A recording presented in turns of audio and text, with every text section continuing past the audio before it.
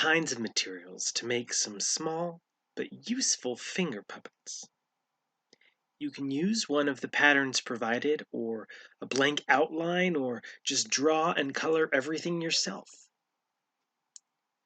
We start building the puppet by cutting out and assembling these shapes.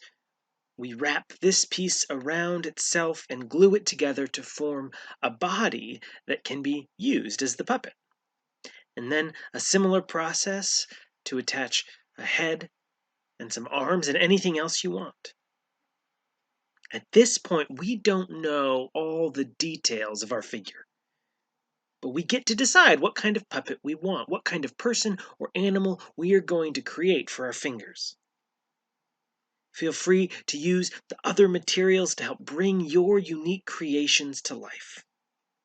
Of course, no matter what your puppets end up looking like, you're not done with the craft until you actually start to use them, by putting them on your fingers and giving them something to do.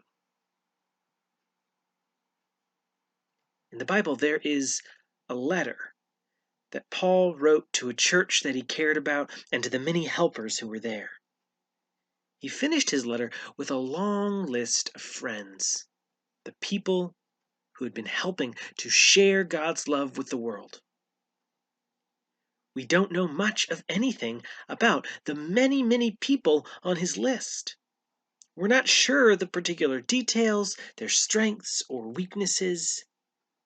And yet, we do know that God was at work in them and in their community as the church continued to grow and spread and share life and love with all people. While we may not know all that made them unique, we trust that God shaped and used their uniqueness to love and care for the world. In our worship today, see what kind of unique puppets you can make and what unique ways you can use them, as the God who made you and me continues to shape and use us in love.